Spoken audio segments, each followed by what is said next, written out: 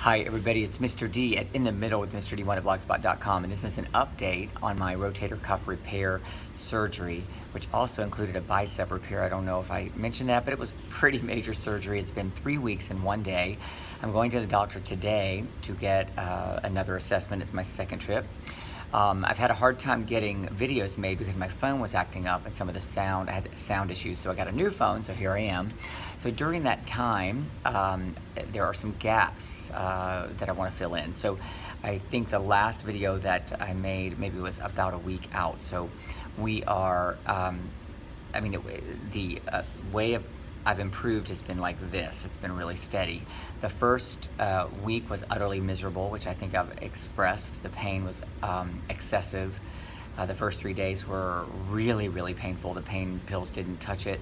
I took off that entire week of school. The second week I went back for 3 days, and those were really hard days. I went back on a Tuesday, and then I took off the Wednesday because I think I was going back too soon, and I knew that ahead of time, so I was just testing the waters kind of thing. The kids were great, everybody was great, but I was just still healing. My body was tired, and I needed more rest than normal.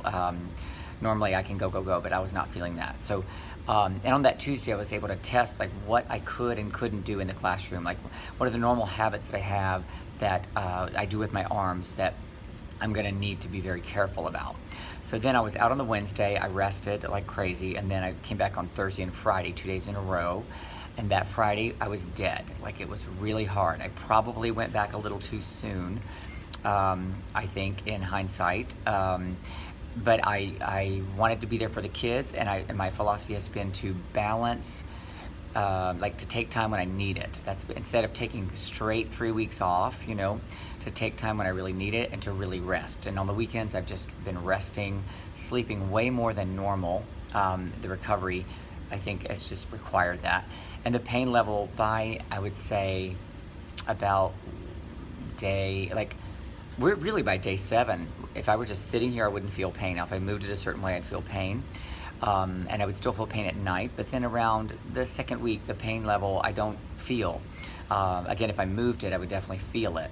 But I'm just doing what they said and keep it stationary. They've given me some exercises to take it out of the sling twice a day, and using gravity to keep it moving, which has been really helpful. And I do walk around the house some with it out of the sling, very careful to let it hang there, and hopefully I'm using it a little bit, not the shoulder, but I'm being very careful not to use the shoulder, but my hands and things to keep it from atrophying so much and stiffening up. I think that's a mistake a lot of the shoulder surgeons have made in the past, is that they just keep everything like this for 8 weeks. You don't move it at all, and then it takes a few weeks to just unstiffen it, while instead of working to start really repairing the rotator or helping the rotator cuff to get back to normal with the stretching and the strengthening that it needs.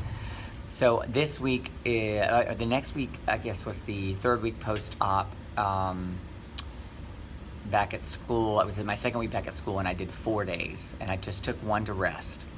And then this week I'm doing 5, and I feel ready. Like this week, I guess I'm in my 4th week now, and I can definitely feel like the day is still a little bit more tiring than normal, but I don't feel exhausted. I feel like back to normal-ish, except that this is restrained. So I'll start physical therapy, and I'm going to be very dedicated to it. I'm inclined at the moment now, because I'm on the good side of things, really. I think I'm in a good spot to go ahead and do the right shoulder in December, but I have to get an MRI and check everything out in there and see if it's even fixable.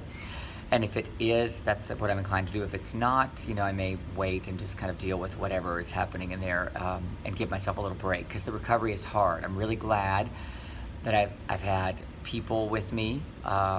It's definitely difficult getting dressed in the morning. This is my first time in a normal shirt, because I can actually lower my arm and lift it over it. I had special shirts that had magnets on them, and I was going up the side, and it was easy for me to get into and out of when I was unable to even just lower my arm to lift a shirt over it. There are so many things that if you are having this that you should do, which is you definitely need a recliner to sleep. Like I'm still sleeping in that every night. I'm getting used to it, because if you turn over on it, you know, you tear it up. And I'm trying to make sure I take good care of all of the things they've asked me to do. And I'm excited the kids are going to have their concert on September 28th. That's definitely happening. It's a little mini concert. It's important, I think, to deliver what you tell your kids you're going to do. Too many times adults don't do that, and kids get disappointed, and especially at the beginning of the year with sixth graders who don't really know me. I don't rely on reputation. It's all what you do now. It's always been that way for me. I know the kids know me. I know I've taught their siblings, but if I don't deliver on this concert, that would be disappointing for them.